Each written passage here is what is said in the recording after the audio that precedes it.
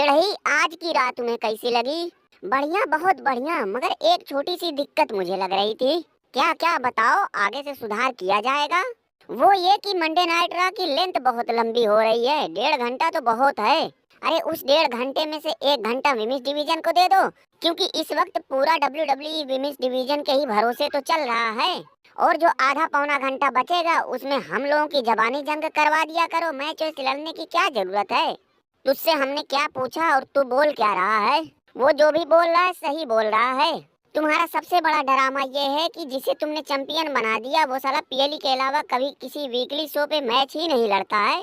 ये कौन सा तरीका हुआ? खैर हटाओ, इन सब चीजों से हमें क्या लेना देना।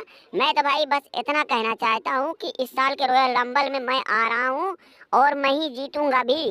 देख लो, पहले से बोल दिया, क्योंकि भाई बहुत दिनों तक लल्लू बन लिया। अब मुझे चैंपियनशिप चाहिए, बात खत्म। और मैं क्या रॉयल रंबल में समोसा तलने के लिए आ रहा हूँ? चाचा, मैं एक बात साफ साफ कह दे रहा हूँ कि इस साल का रॉयल रंबल तो मैं ही जीतूंगा। और अगर जमीनी स्तर पे देखा जाए तो रॉयल रंबल जीतने का हमसे बड़ा कोई दावेदार भी तो नहीं है। तुम दोनों अपने ख्याली पुलाव को भरो प्लास्टिक के पाइप में और उसी पे बैठ जाओ। मेरी तो साला ये बात समझ से परे है कि हमारे होते हुए तुमने रॉयल रंबल जीतने का कैसे सोच लिया।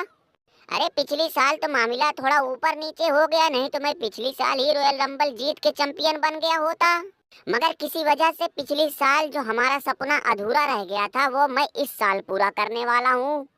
और हमें हमारा सपना पूरा करने से कोई रोक भी नहीं सकता है।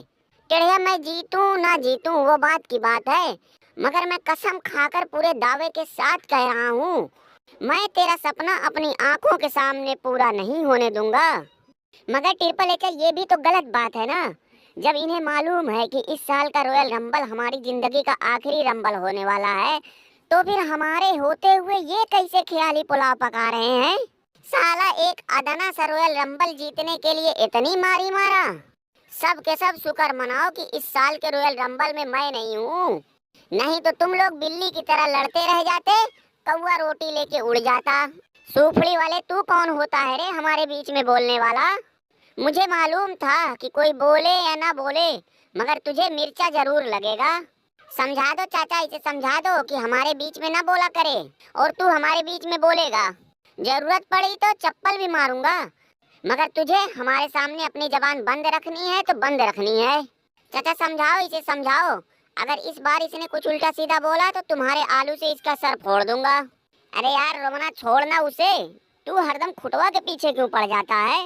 पहले ये तो फैसला हो कि रॉयल रंबल आखिर जीतेगा कौन। हाँ सही बात है, सही बात है, फैसला तो होना ही चाहिए। हाँ हाँ बिल्कुल बिल्कुल, हाँ हाँ अभी और इसी वक्त फैसला हो जाना चाहिए।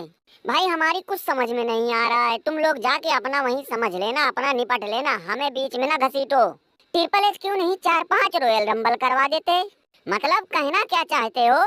मतलब यही कि जितनी चैंपियनशिप उतने ही रॉयल रंबल, यानी कि जितनी चैंपियनशिप तुम्हारे शो पे हैं, हर चैंपियनशिप के लिए अलग अलग रॉयल रंबल।